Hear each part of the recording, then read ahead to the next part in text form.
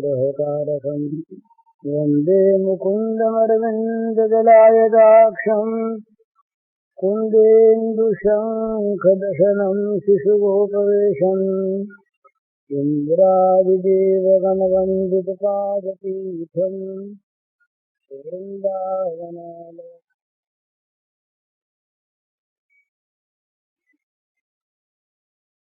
चम्पकोद्भासितरमम्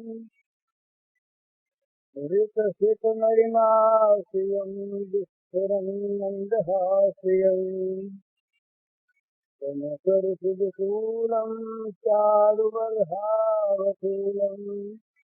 तमपि मिथिलसारम् नौमि गोपीकुमारम् वंशीविभूषितकरान् नवनीरदाभात् पीताम्बरादरुणबिम्बफलादरोत्थात्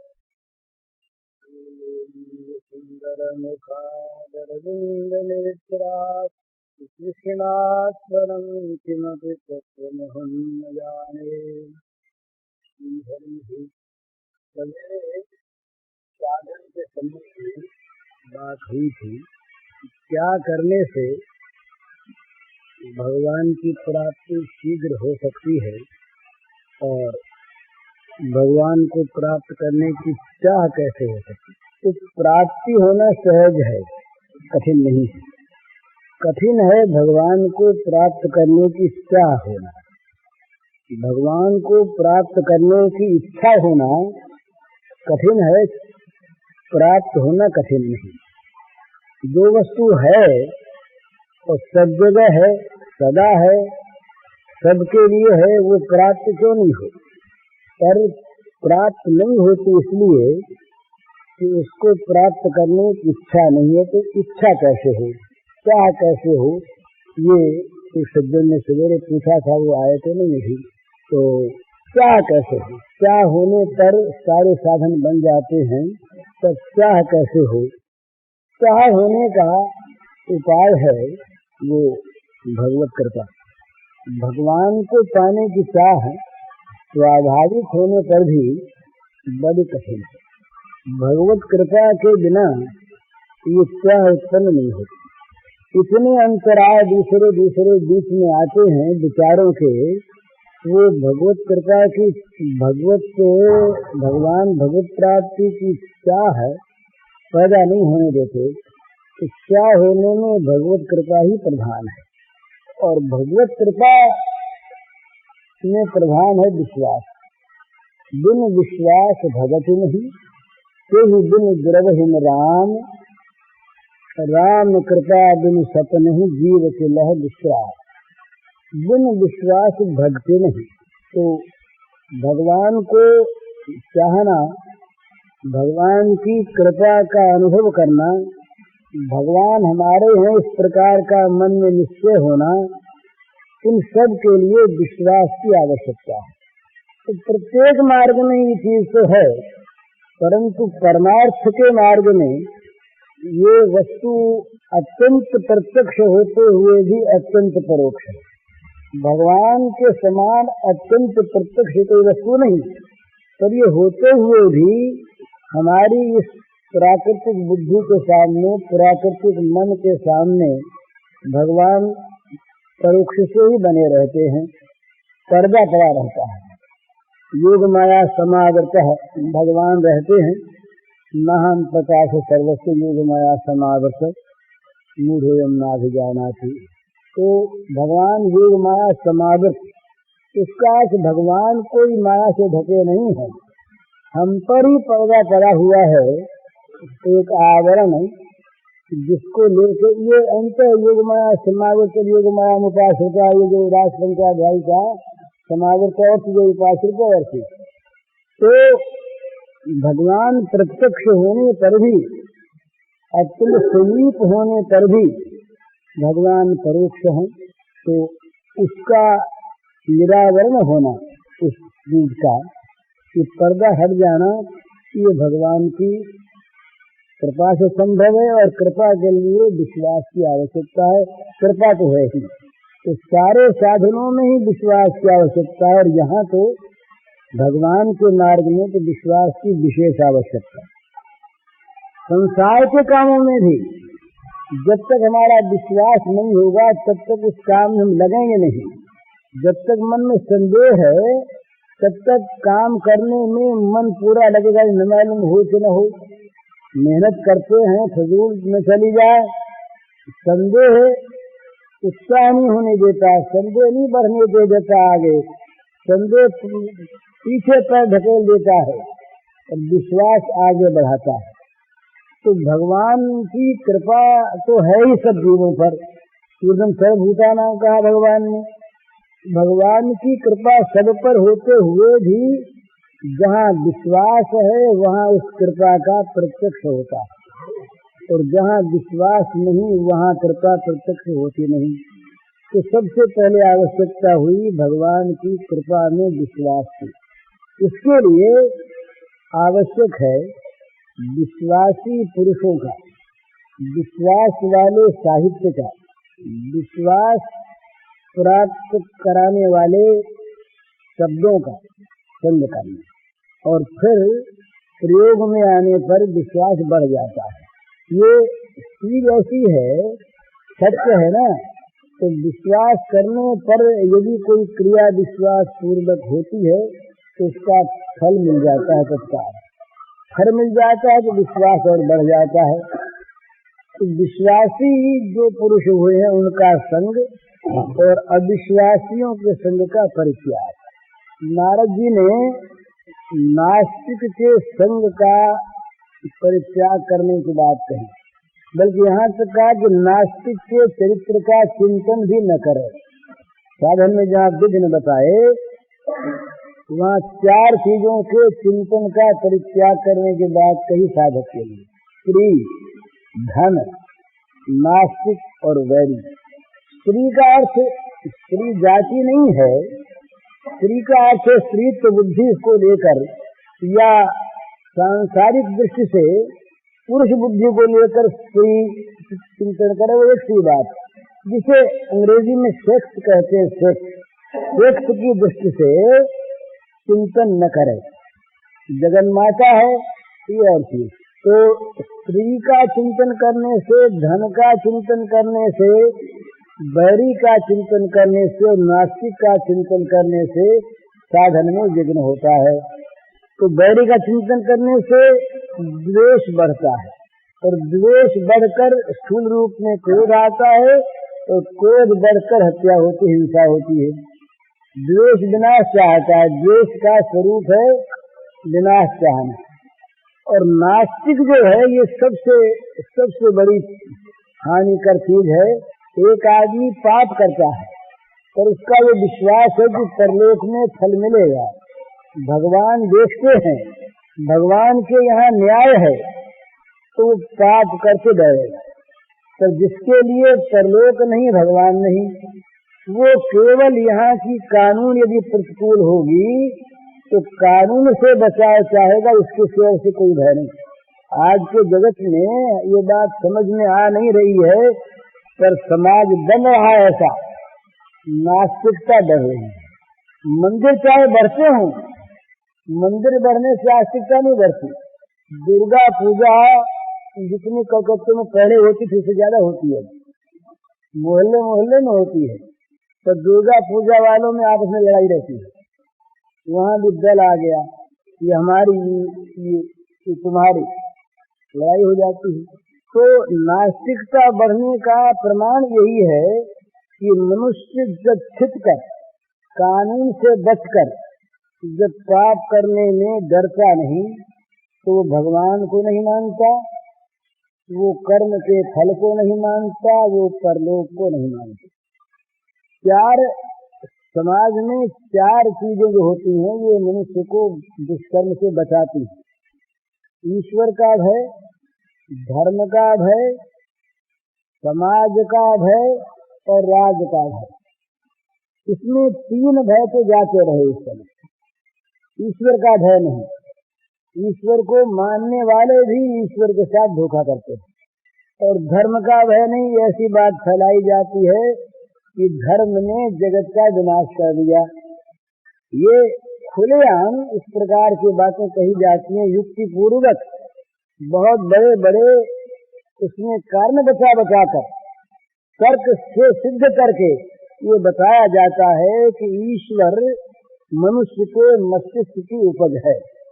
वो बहुत बड़े लोग तो ये कहते हैं अच्छी भाषा में कि मनुष्य ने एक बहुत बड़ा आदर्श स्थापित करने के लिए ऊंची से ऊंची बातें कल्पना करके किसी एक में उनका होना मान लिया और कह दिया ये ईश्वर है। आदर्श का निर्माण करने के लिए ये अच्छे सेंस में, और बुरे भाव में ये कहते हैं कि धूर्तों ने, बदमाशों ने, चालाक लोगों ने, ठगों ने ईश्वर ईश्वर बनाकर लोगों को ठगने का तरीका निकाल लिया। यही बात कही जाती है धर्म के लिए कि धर्म के नाम पर संसार को ठगने के लिए धर्म के आचार्य बनने वाले लोगों ने ये अपना एक काम बनाया, न ईश्वर है न धर्म है। तीसरा भय था समाज का। तो समाज का भय कब तक रहता है? जब तक समाज में थोड़े आदमी पाप करने वाले होते हैं और अधिक आदमी पाप करने वाले नहीं होते, तब समाज का भय होता है। ये सिद्धांत है। कोई अगर बुरा काम करने वाले हों तो अधिक लोग उसको बुरा कहेंगे, निंदा करेंगे। एक पहले बड़ा भारी डर था, भाई इसको समाज से निकाल दिया जाएगा, जात बहिष्कार। छोटे लोगों में भी है, उसका पानी बंद, तो बड़ा आत्मान मानते भाई समाज से हम निकाल दिए जाएंगे। अब तो समाज पीठ ठोकता है।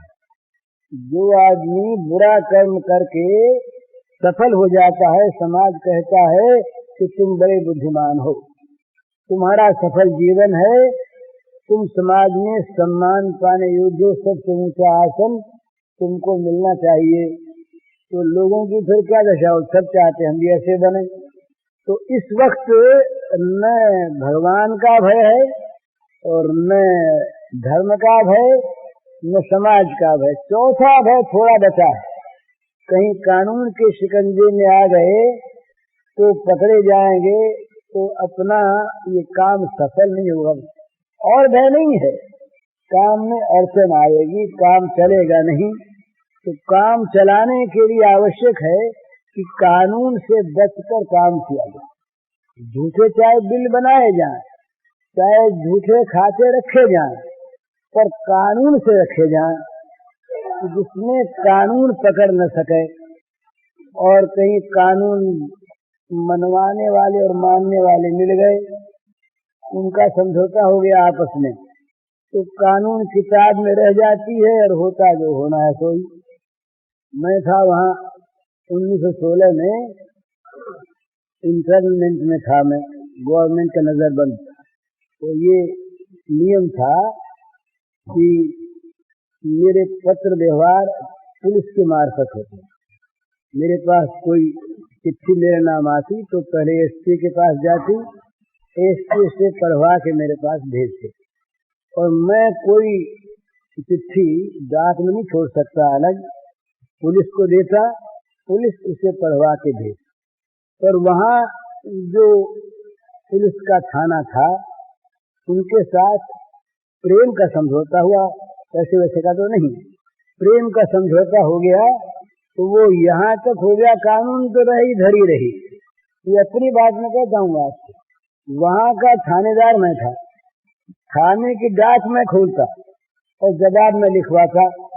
अब वो ये 1916 की बात, 1960 में अब मैं गया बांकुड़ा शेर जी के ऑपरेशन में, तो लोगों ने कहा वहाँ जरा हो आवे, तो हम लोग वहाँ गए, कई लोग साथ थे।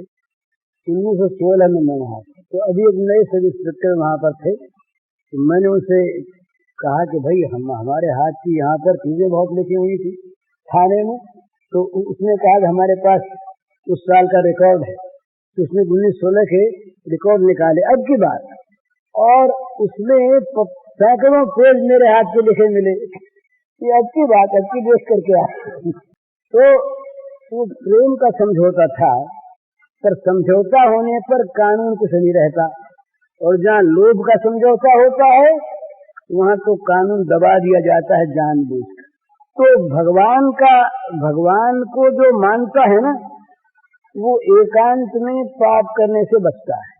ये कानून से पाप नहीं हटते। जब ये पाप कब हटेंगे?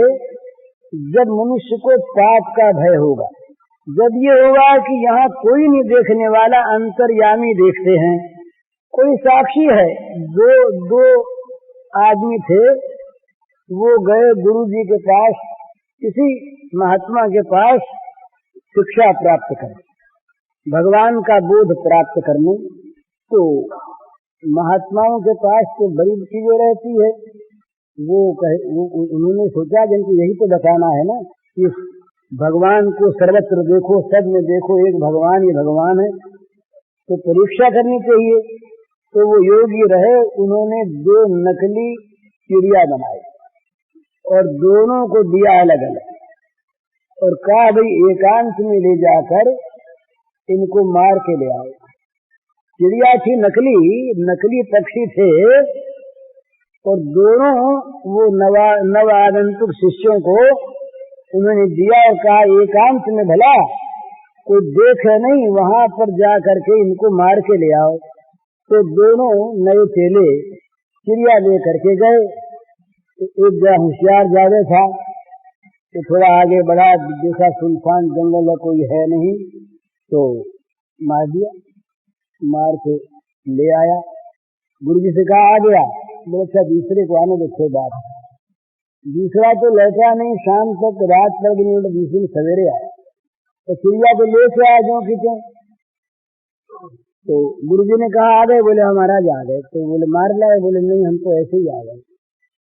ऐसे ही क्यों आ गए? तो वो पहले वाला हंसा, बोले मूर्ख है, आ गया ऐसे ही, हम तो कभी के ले आए, कल ही ले आए। तो बोले भाई तुम बिना मारे कैसे आ गए? एकांत नहीं मिला? बोले महाराज नहीं मिला। तो वो पहले वाला बोला कैसे नहीं मिला? हम तो गए और एकांत तत्काल मिल गया, थोड़ी दूर जंगल में गए, कोई था ही नहीं वहां पर। तो उसने कहा कि गुरुजी ने कहा था नहीं कोई न देखे। तो बोले हम आगे बढ़े जंगल में गए तो आदमी तो नहीं था, और ये पक्षी बैठे थे, देख रहे थे सब। तो क्या करते? आगे बढ़े पक्षी भी नहीं दिखे, तो देखे कीड़े चल रहे हैं, ये देखते हैं। और आगे बढ़े, देखा कोई नहीं देखा, ये सब गाछ छीट खड़े हैं, ये देख रहे हैं। सुनसान जगह गए तो फिर देखा अरे हवा चल रही है, देख रहा है। और आगे गए, हवा कम थी तो देखा ये सूरज उग रहा है। तुमने देखा चल रात को देखा तो चंद्रमा उग रहे हैं और ये तारे उग रहे हैं। तब बोले हमने सोचा कि अच्छा इनको न देख कर मारे। तो आंख मूंदी तो हमने देखा कि हमारे अंदर कोई देख रहा है, अंदर से कोई देख रहा है, सब चीजों को जान रहा है। तो बोले महाराज एकांत मिला नहीं, कैसे मारते? तो बोले भाई तुम ठीक, तुम शिक्षा के लायक हो, उसको तो निकाल दिया। चिड़िया नकली थी, कोई बात नहीं, उसका तुम योग्य नहीं, तुम जाओ, तुम अधिकारी नहीं। तो जब मनुष्य भगवान को सर्वत्र देखता है, एकांत में देखता है, उस समय पाप करने में डरता है। और जो भगवान को एकांत में नहीं देखता वो भगवान को मानता नहीं। भगवान ऐसे तो है नहीं कि किसी कोठरी में छिपे अंदर बैठे हैं और बाहर उनका प्रकाश नहीं। अंदर की चीज तो देखते हैं कोठरी में, बाहर की नहीं दिखती उनको। तो ऐसे जो अल्प भगवान है वो भगवान कैसे? छोटे से भगवान कैसे? वो तो बड़े बृहत हैं, सब देखते हैं। तो भगवान को आदमी जब तक नहीं मानता तब तक वो आदमी एकांत में पाप करता है, छिप कर करता है। तो भगवान का मानना, धर्म का मानना, समाज का भय, ये आज के समाज के व्यक्ति ने छोड़ दिया। तो राज का भय है, ये बिकने लगा, कानून बिकने लगा। तो अब भय किसका रहा? तो इसमें सबसे पहली बात क्या हुई कि भगवान के विश्वास का अभाव हुआ। तुलसीदास जी ने सबसे पहले वंदना करते हुए कहा, भवानी शंकर वंदे श्रद्धा विश्वास रूपिणौ याभ्याम बिना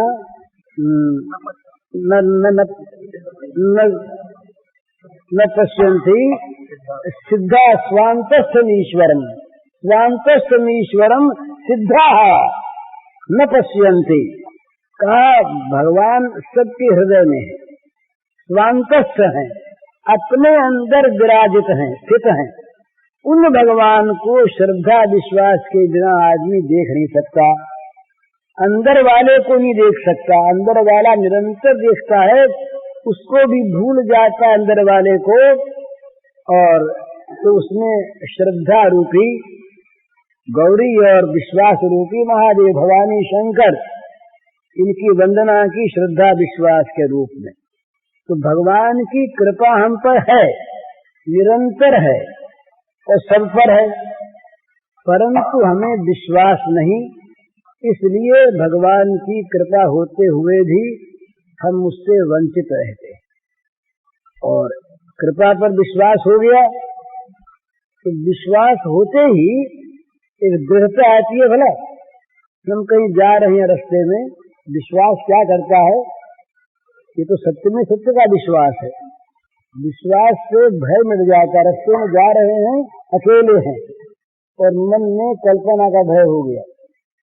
इतने में दूर से साथी आता दिखाई पड़ा, बोला क्या डर है, आ रहा है और आ नहीं रहा, कहीं मन में आ गया कि वो आने वाला आ ही जाएगा, तो उसी वहीं पर वो उसको कहते हैं अंग्रेजी में मॉरल का न गिरना। विश्वास जो है ये मॉरल को बचाए रखता है, और जहाँ अपने पर विश्वास हो गया आप गिर गया। सल्ल मामा रहे, उन्होंने एक काम किया, एक बड़े काम की बात कहता हूँ। महाभारत का इतिहास पलट दिया प्रणाम में। नहीं तो महाभारत के क्या दूसरा लिखा जाता, कांड हारते। तो एक प्रणाम की क्रिया ने महाभारत के इतिहास को पलट दिया। युद्ध की तैयारी है और शस्त्र संपात होने वाला है। उस समय युधिष्ठिर महाराज नीचे उतर गए, रथ से कवच वच उतार कर रख दिया, जूते उतार दिए, ईट रख दिया और धनुष उतार कर रख दिया। नंगे पांव जाने लगे इधर कौरवों की तरफ, तो अर्जुन भी पीछे हो लिए, भगवान तो सुनी साथ। भीमसेन ने सोचा ये क्या कर रहे हैं, और दोनों पक्षों के लोग जो तत्व नहीं जानते थे, पांडव पक्ष के लोग उदास हो गए और कौरव पक्ष के लोग प्रसन्न हो गए कि ये युधिष्ठिर तो कायर है ही। कौरवों की विशाल सेना को देखकर ये भयभीत हो गया और जा रहा है संधि करने के लिए, हाथ जोड़ के मनाने के लिए दुर्योधन को। कुछ बोलने को हुए, भीम भगवान ने कहा चुप रहो, चलो साथ गए। ये सबसे पहले पहुंचे दादा भीष्म के पास। दादाजी उस समय प्रधान सेनापति कौरवों के पहले सेनापति दादा भीष्म। तो भीष्म के पास जब ये पहुंचे तो दुर्योधन के पास आ गए, सब लोग खड़े हो गए, देखे क्या होता है। इन्होंने जा करके सबसे पहले चरणों में मस्तक रखा और बोले दादाजी ये आपका बेटा युधिष्ठिर प्रणाम कर रहा है, युद्ध आरंभ होने को आ गया, बोले बेटा तेरी जय हो। उसी समय कौरव पक्ष में हार गया, सहम गए दुर्योधन सुनते ही। अरे क्या कह दिया भीष्म जी ने, इधर सेनापति बने बैठे हैं और कहता है बेटा तेरी जय हो, पर बोले कोई नहीं। युधिष्ठिर ने कहा महाराज मेरी जय कैसे होगी, प्रश्नोत्तर सीधा, मेरी जय कैसे होगी आप इस तरफ। बोले हाँ तू अगर ना आता तो नहीं जय होगी, मैं शाप दे देता, बड़ों की वंदना के बिना काम शुरू कर दे, तू आ गया तेरी जय। फिर महाराज आपके रहते तो भीष्म ने कहा अच्छी बात है, मेरी मृत्यु का उपाय मैं बता दूंगा। अब इसको अगर राजनीति दृष्टि से हम देखें तो बड़ी भारी डिप्लोमेसी है ये। शत्रु पक्ष के बहुत बड़े सेना नायक को अपने वश में कर लिया ना, उससे उसकी मृत्यु का उपाय जानने के बाद कहलवाली और सीधा तो ये है कि इस प्रणाम का महत्व, बड़ों के सम्मान का, पूजन का ये महत्व।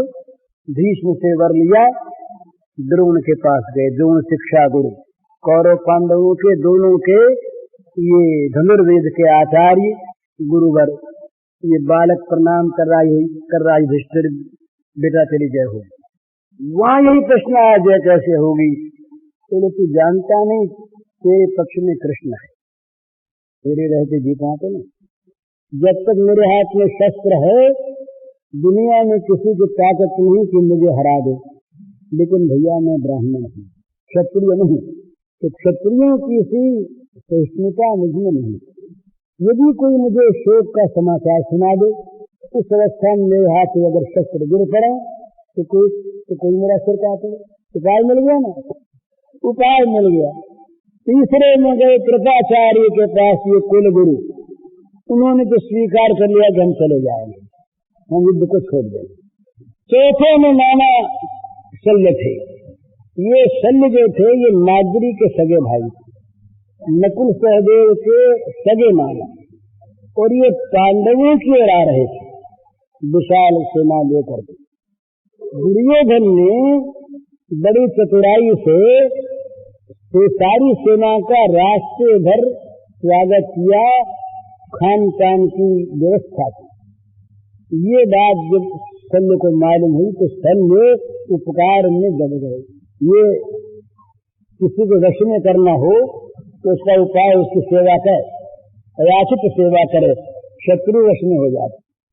शत्रु है, शत्रु पक्ष में आ रहे थे शत्रु, तो जब उन्हें मालूम हुआ तो उन्होंने दुर्योधन से कह दिया कि भाई अच्छी बात है। पहुंचे वहां पर दुर्योधन जी आए, बोले मामा जी सब ठीक? बोले हाँ सब ठीक। रस्ते में तकलीफ नहीं हुई ना मामा जी?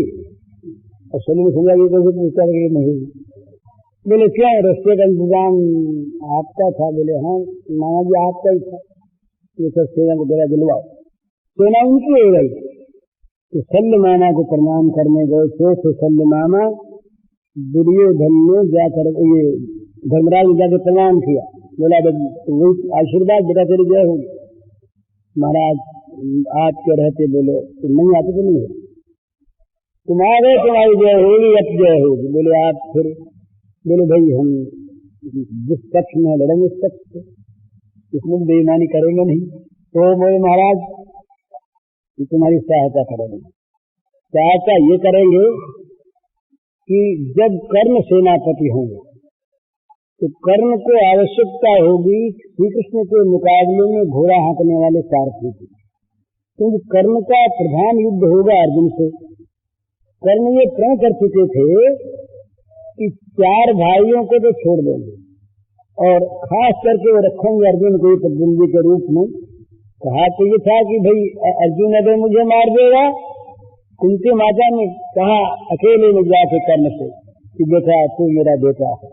तो कहा मैया तूने बड़ी भूल की, बेटा तो था तो तूने तो छोड़ दिया नहीं। मुझको जिसने पाला उसका मैं बेटा हो गया, और उसके बाद इस दुर्योधन ने मुझको भाई समझकर मेरी सहायता की, मुझे राजा बना दिया, उसका साथ में कैसे छोड़ दी? नहीं छोड़। तो बोले मेरे 5 कायम रहे। तो भगवान कर्ण ने कहा तेरे 5 कायम रहेंगे, 4 को तो मैं मारूंगा नहीं, मेरे हाथ में भी आ जाएंगे तो छोड़ दूंगा। तो छोड़ा, कई बार छोड़ दिया। रहे अर्जुन और मैं 2। अर्जुन मुझे मार देगा तो मैं रह गया, तेरे 5 रह गए। अर्जुन को मैंने मार दिया तो मैं रह गया, तेरे 5 रह गए, और मुझको अर्जुन ने मार दिया तो तेरे 5 रह गए, 5 रहेंगे। तो शल्य ने कहा कि मैं कर्ण सेनापति होगा तो कर्ण के खास प्रतिद्वंदी होंगे अर्जुन। तो उस समय के युद्ध में सारथी का बड़ा महत्व था। सारथी बचा दे, सारथी मरा दे। बाण आ रहा है, सारथी जाए तत्काल कर दे, निकल गया बाण पर, सारथी के हाथ में सब कुछ। तो बोले शल्य थे इस कला में निपुण। तो शल्य ने कहा कि जब कर्ण सेनापति होंगे तो कृष्ण के मुकाबले में सारथी की आवश्यकता होगी, और उनके मुकाबले में ठहरने वाला मेरे सिवा कोई है नहीं इस कला को जानने वाला। तो मेरी उस समय पूछ होगी, उस समय तुम्हारी सहायता करूंगा। तो हो गई बात। जब ये कर्ण सेनापति हुए तो कर्ण ने कहा दुर्योधन से कि हमको फांकने वाला चाहिए कृष्ण के मुकाबले में। बोले कौन आए, कौन है? बोले एक शल्य है। बोले शल्य से कैसे कहें? तो बराबर का राजा रथान में कैसे कहें? बोले इसके बिना काम नहीं चलेगा। दुर्योधन बेचारे गए, हाथ हाथ जोड़ करके बड़ी विनय पूर्वक बोले, महाराज ये काम से आए, अब आपसे कहना नहीं चाहिए, आप बड़े हैं, लेकिन काम अटक गया, आपको सहायता करनी पड़ेगी। हमारे कर्ण जी सेनापति हुए, उनको रखा करने वाला नहीं, आप ये दया करें, कृपा करें, किसी प्रकार। तो सली ने कहा कर देंगे हम काम, लेकिन हमारी एक शर्त है, हम उस समय कर्ण से कुछ भी कहें, कर्ण उसका प्रतिकार न करे, बोले नहीं, कुछ एक्शन न ले, क्रिया न करे, तब हम करें। दुर्योधन आए तो कर्ण के पास, बोले वो तैयार तो हो गया, पर शर्त ये करता है, बोले कुछ भी शर्त करे मंजूर करे। शर्त मंजूर कर ली। कर्ण सेनापति और शल्य का रखी। जब सेनापति को लेकर के शल्य ने रखा था, तो शल्य बोला, कर्ण तू जाता युद्ध करने अर्जुन से? बोले हाँ।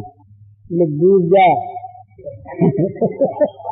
चुन्नी भर पानी में जाके मर जा, डूब जा। अरे कहीं सिंह के सामने सियार जाता युद्ध कर रहे थे, कहा अर्जुन और कहा तू सूत पुत्र, ज्यादा लड़ाई करने शर्म नहीं आती। अब बार बार कायर कहे और न मालूम क्या क्या कहे, ये मॉरल गिर गया। ये मॉरल गिरने पर बात आई, मॉरल गिर गया। तो जब समाज का मॉरल गिर जाता है ना, तो आज के समाज की दशा ये है महाराज कि भगवान पर विश्वास उठ गया, इसलिए आज किसको बुरा कौन कहे, समाज में तब बुरा कोई किसी कहता है जब बुरे कम होते हैं और अच्छे ज्यादा होते हैं, तब तो बुरों को समाज से निकालने की बात आती है, बुरों का बहिष्कार आता है, बुरों को शर्म आती है कि लोग हमारे 5 भाई क्या कहेंगे। अब 5 भाई का पीठ ठोकर बोले तो हमारा गौरव है, इसीलिए तो इसने समाज का सिर ऊंचा किया, तब फिर क्या है। ऐसी अवस्था में भगवान पर विश्वास होना कठिन। तो भगवान की कृपा को मानने वाला पाप नहीं करेगा, भगवान पर विश्वास, भगवान की सत्ता मानने वाला पाप नहीं करेगा, और भगवान की कृपा जो मानेगा उसको तो हर जगह एक बात दिखेगी।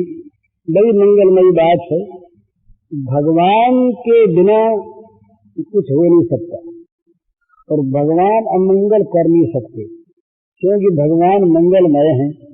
तो हमारे लिए जो कुछ भी अच्छे बुरे फल का निर्माण होता है वो मंगलमय भगवान के मंगल विधान से होता है, चाहे वो देखने में कितना ही विपरीत लगे, कटु हो, प्रतिकूल हो, पर वो मंगलमय भगवान के विधान से हुआ है।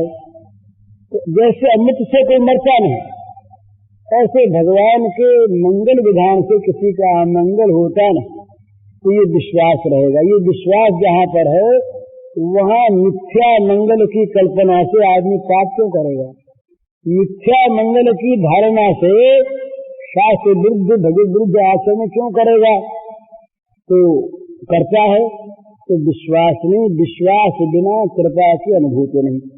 तो और कृपा की अनुभूति बिना भगवान से भगवान को प्राप्त करने की चाह ही नहीं होती। भगवान की चाह के लिए कृपा आवश्यक और कृपा की अनुभूति के लिए विश्वास आवश्यक। तो विश्वास पैदा करने के लिए विश्वासी पुरुषों का, विश्वास भरी वाणी का संग करे। आज का युग इसके विपरीत। तो आज क्या हो रहा है कि नास्तिकता बढ़ रही है। नास्तिकता का अर्थ यही कि भगवान में अविश्वास बढ़ रहा है और पाप में विश्वास बढ़ रहा है।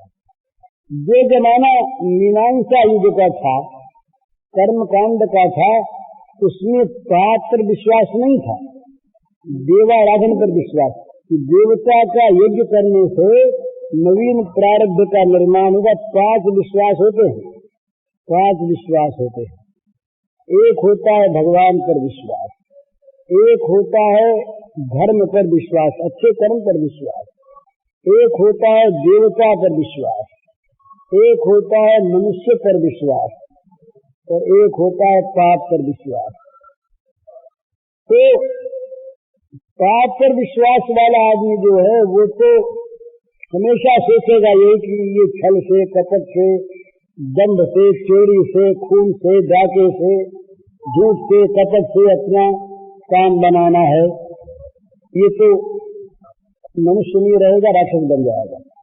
इससे ऊंचा जो आदमी उसका विश्वास साफ करते नहीं है, पर वो मनुष्यों को खुश करना चाहेगा। अमुक मिनिस्टर हैं, अमुक बड़े आदमी हैं, अमुक पैसे वाले हैं, अमुक मिल ऑनर हैं, ये लोग अगर कृपा कर देंगे तो हमारा काम बन जाएगा। ये इससे ऊंचा और बड़ा निर्वेश कार्य जो है वो है देवता पर विश्वास। कांक्षंत कर्मणाम सिद्धम यजंत यह देवता क्षिप्रमि मानुषे लोके सिद्धिर्भवति कर्मजा। ये भगवान ने गीता में कहा कि देवाराधन जो है इससे बहुत जल्दी नवीन प्रारब्ध का निर्माण होकर और सिद्धि प्राप्त होती है, इसमें श्रद्धा हो गई। इससे ऊंचा जो है वो है पुण्य पर विश्वास, धर्म पर विश्वास। धर्म करे, पुण्य करे, अपने आप लाभ होगा, पुण्य का फल बुरा हो नहीं सकता। धर्म पर विश्वास, धर्म छोड़ेंगे नहीं चाहे मर जाए, पैसा आए ना आए कोई मतलब नहीं, प्राण रहे न रहे कोई मतलब नहीं, अपने को जो धर्म की टेक है ये नहीं छोड़नी है। राणा प्रताप का उदाहरण सामने, हाल में ही धर्म नहीं छोड़ना है, चाहे सब कुछ चला जाए। तो धर्म पर विश्वास तो सबसे ऊंचा है भगवान पर विश्वास। भगवान मंगलमय जो करते हैं तो जब समाज का स्तर गिरता है ना, तो भगवान धर्म का विश्वास तो हटता है और मनुष्य का और पाप का विश्वास बढ़ता है। भाई अमुक आदमी को मनाओ, उसको ठीक करो, उस अधिकारी को हाथ में रखो तब काम बनेगा, और उसको हाथ में रखने के लिए अगर बुरा काम करना पड़े तो अपने को काम बनाना है ना भाई, अपने कोई बुरा काम थोड़ी करना है। अपने को बोले किसी पशु को खाने के लिए थोड़ी मारना है, देवता के राज्य के लिए बलि देना है। ये मनुष्य अपने आप युक्तिवाद के द्वारा अपने पाप का समर्थन करता है। बोले भाई ये तुम कर्तव्य के लिए करते हैं, हमारा स्वार्थ थोड़ी है।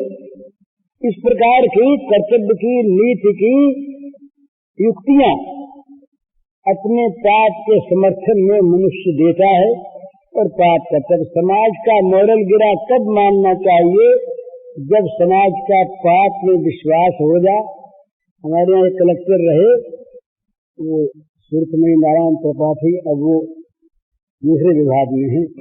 उन्होंने एक बात हमसे कही, बड़ी अच्छी लगी हमको। उन्होंने कहा कि भाई जी पाप पहले भी होते थे, गिरते थे आदमी, भूल होती थी, पर पाप करने वाला भी पाप करके पश्चाताप करता था, और उसके मित्र बांधव घर वाले समाज वाले भी कहते थे कि भैया तुमने भूल की, ऐसा काम अपने नहीं करना चाहिए।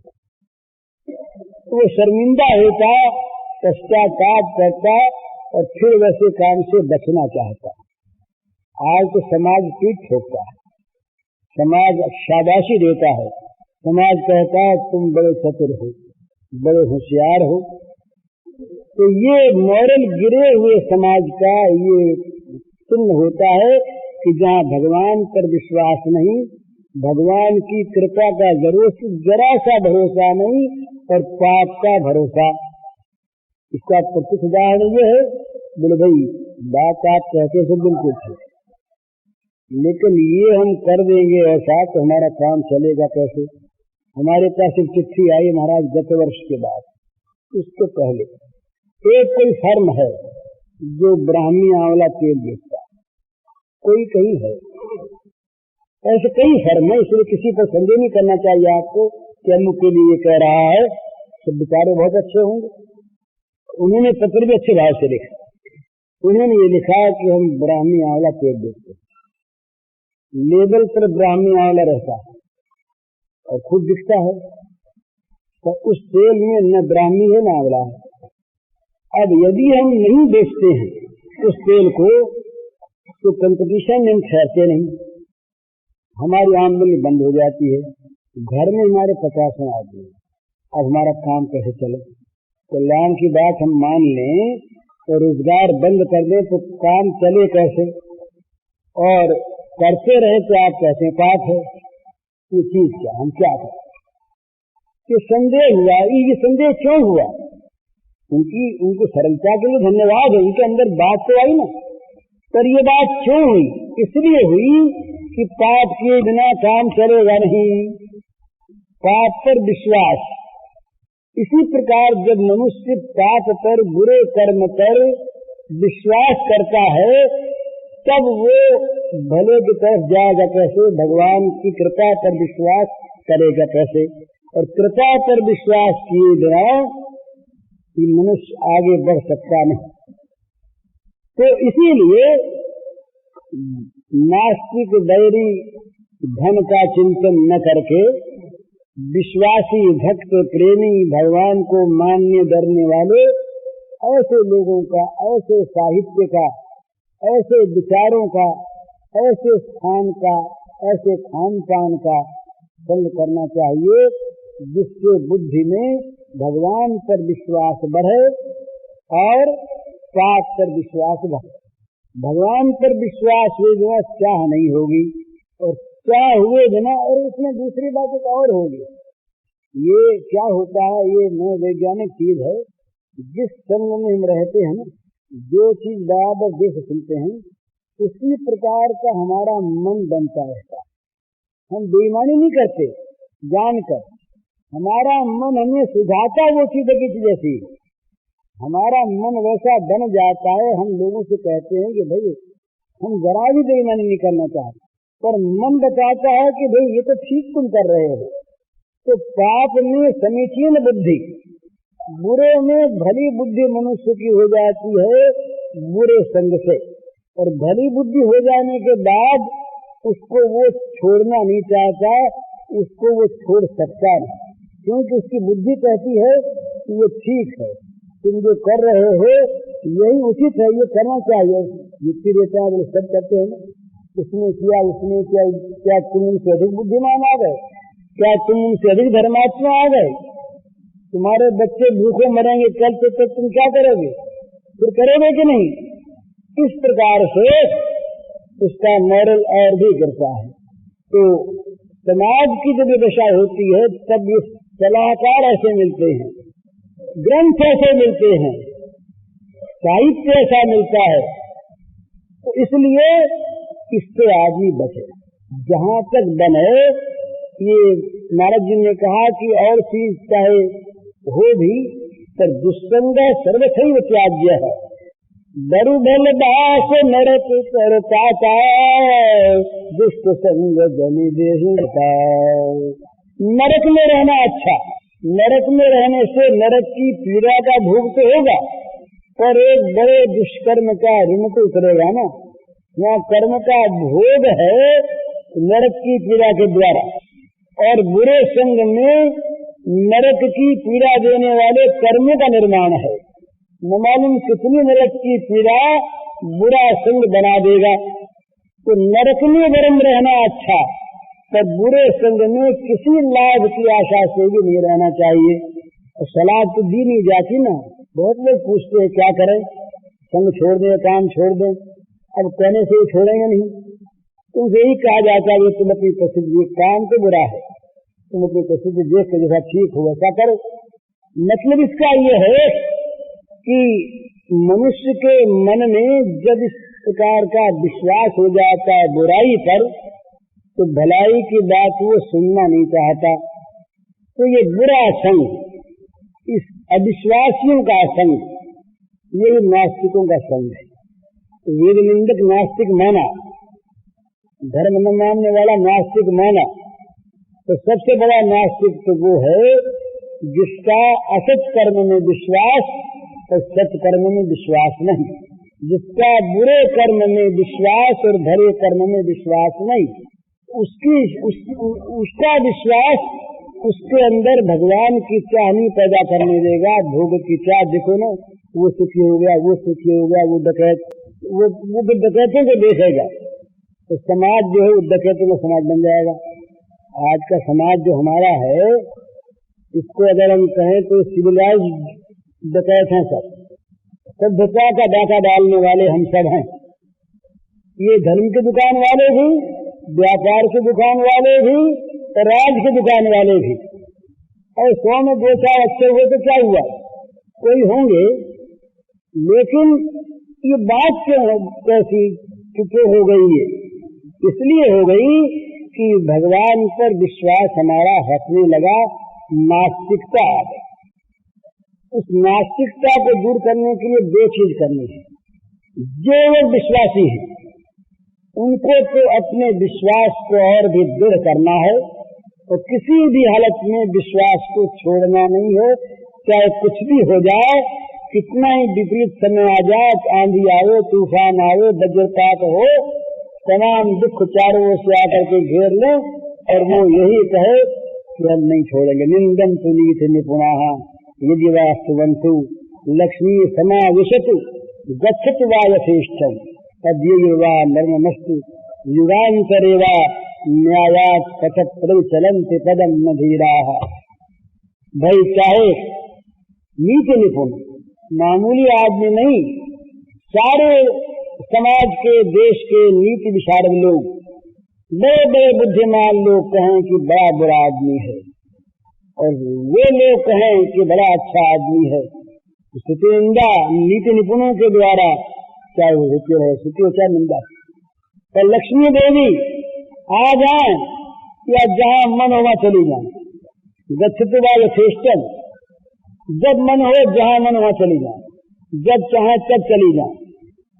और अद्य हुआ नर्ममस्तु युगान्तरे, आज मौत आ जाए या युगों के बाद आवे, तो जो धीर पुरुष हैं वो न्यायात् पथप्रति विचलन्ति न, वो न्याय के मार्ग से कभी एक पैंड भी हटते नहीं। चंद्र चरे सूरज चरे, करे जगत व्यवहार, कह दृढ़ श्री हरिचंद्र को करे न सत्य विचार। चंद्र चरे सूरज चरे, करे जगत व्यवहार, चंद्रमा हट जाए अपने मार्ग से, सूरज हट जाए, लेकिन वो जो सत्य विचार वाला हरिश्चंद्र है वो अपने को नहीं टालता, नहीं हटता वहां से। तो ये जो चीज है वो तो जड़ रहे और अपने इस चीज को वो फैलावे, केवल वाणी से नहीं विश्वास से फैलावे। लोग देख लें उसके चमत्कार को, इसके विश्वास से इसका काम बन गया।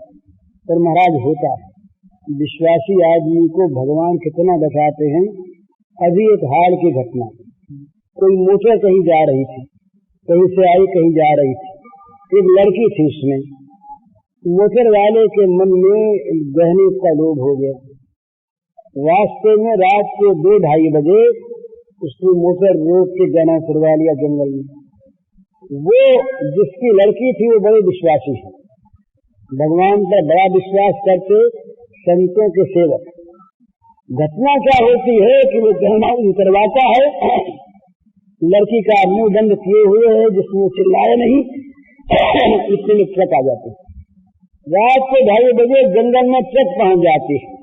तो ट्रक वाले भी जैसे तैसे आदमी होते हैं, ट्रक को देख करके उस आदमी की हिम्मत जरा शिथिल पड़ जाती है, वो लड़की को छोड़ देता है। तो लड़की में साहस क्या आता है, वो ट्रक उतर के बाहर आ जाती है। तो ट्रक के सामने खड़ी होकर पुकारने लगती है कि मुझे मारते हैं, बचाओ। ट्रक वाला ट्रक रोक लेता है, उसको बैठा के थाने में ले जाता है। तो पीछे से रिपोर्ट करने वो भी जाता है कि लड़की को ट्रक वाला भगा ले गया, वही वो पकड़ा जाता है लड़के के बयान पर। अब वो ड्राइवर हवालात में भी है। तो अभी हाल की घटना, किसने बचाया उसको? 2:30 बजे रात को अगर वो 8 घंटे पहले ट्रक पास हो जाती वहां से और 10 मिनट के बाद पास होती तो क्या वो लड़की बच सकती? तो ठीक है, मौके पर घटना तो अब होने वाली है और वो ट्रक उससे पहले चल चुकी। एक हमारे कलकत्ते में थे कैलाश चंद्र बोस, डॉक्टर रहे वहां के बहुत बड़े।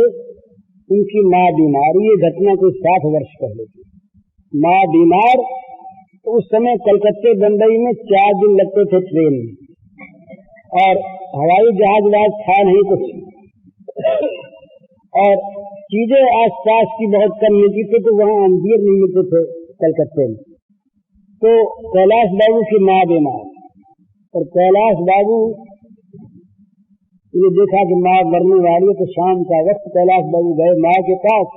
बोले माँ तुम्हारे मन में कोई बात है तो कह दे, समझते जो कुछ कह दे। तो उसने कहा बेटा तुमने एक दिन अंजीर खिलाया था हमको, और हमारे अंजीर के मन में आ रही अंजीर खिला दे। अब कैलाश बाबू घर में अंजीर था नहीं, तमाम बाजार में आदमी भेज दिया, 1000 रुपया लगे, 2000 रुपया मेरे अंजीर मिल जाए, तो बाजार में अंजीर खाई नहीं, जो खाने आता कहाँ से अंजीर नहीं। तो कैलाश बाबू कही ये बात है कि हम उदास हो कि देखो हम समर्थ देते हैं, पैसा हमारे पास है और माँ मर रही है, पर माँ को एक अंजीर खिलाने के हम के लायक हम नहीं, तो भगवान क्या करें, दुखी हो गए। तो बोले रात को 11 बजे किसी ने आके किवाड़ खड़काया, आवाज आई। तो हमने समझा कि कोई रोगी के यहाँ से बुलावा आया है, तो माँ मरना सन अंजीर मिला नहीं, हम दुखी रहे। तुमने कहा नहीं आएंगे, अभी नहीं आते भी नहीं किवाड़ खोलते। उसने कहा कि मैं बुलाने नहीं आया, मैं तो दूसरे काम आया हूँ, हमारे मालिक ने चीज भेजी है। तो बोले मैंने किवाड़ खोले तो देखता हूँ कि अंजीर का टोकरा लिए जमादार खड़ा है, उसमें वो कोई भाटिया थे गुजराती, त्रिभुवनदास हीराचंद्र क्या उनके फर्म का नाम था, कलकत्ते में, उनके मालिक आए थे, उसी समय बम्बई से पहुंचे थे। तो सवेरे में जाने वाले थे रंगून, उन्होंने आदमी से कहा कि तुम अभी जाओ, अभी जा करके कैलाश बाबू को दे आओ, कहे ना कि सवेरे वो रंगून जाएंगे, आपसे मिल नहीं सकते, इसलिए लेके अभी आ गया। तो कैलाश बाबू ने कहा कि हम उछल पड़े। हमने कहा भाई कोई भगवान है तो सही, कोई है तो सही। माँ को अंजीर की आवश्यकता आज हुई, पर हमारे मन में आ जाई, पर भेजने वाले ने 4 दिन पहले भेज दिया वहां से, नहीं तो पहुंचता कैसे आप। 4 दिन पहले अगर इसकी व्यवस्था न हुई होती तो कैसे होता। बाण चला, कर्ण ने बाण चलाया, और बाण में वो विष का भिजाया हुआ बाण अभिमंत्रित किया, उसके ऊपर एक नाग आके बैठ गया, अर्जुन का बैरी, बाण लगे अर्जुन मर जाएगा। अर्जुन को मालूम नहीं कि ये चीज हो रही है, तो जिसकी रक्षा मुझसे मारूंगी। उधर से बाण छूटा, उधर से घुटने का बल, यूं हाथ का बल लगाया, घोड़ों के घुटने टिक गए जमीन पर, रथ के चक्के जमीन में धंस गए। पूज्य श्री भाई जी के इस प्रवचन का शीर्षक है भगवान की चाह कैसे पैदा हो, और इसका कैसेट संख्या है 107।